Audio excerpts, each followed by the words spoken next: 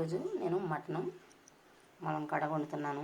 లో వండకుండా మెత్తగా ఎలా ఉడకాలో చిట్కా చెప్తాను. వెల్లుల్లి పేస్ట్, పెరుగు వేసుకుని కలిపేసుకోవాలి. ఒక గంట నానబెట్టేసుకుందాం. గంట నానిపోయింది.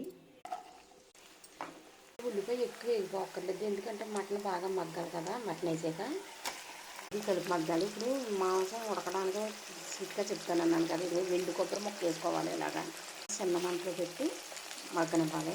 మగ్గింది. ఇప్పుడు పసుపు కారం వేసుకున్నాం కనుక ఇప్పుడు వాటర్ వేసేసుకుందాం.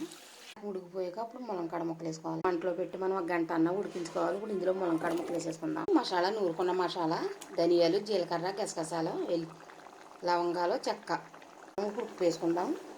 కొంచెం మటన్ మసాలా వేసుకుందాం. మటన్ కర్రీ అయిపోయినట్టే. కర్రీ ఎప్పుడైనా సరే కొంచెం లూజ్గా ఉంటే బాగుంటుంది. మటన్ కర్రీ అయిపోయింది. ఇలా మీరు కూడా ట్రై చేయండి. ఈ వీడియో కనుక మీకు నచ్చినట్లయితే సబ్స్క్రైబ్ చేయండి.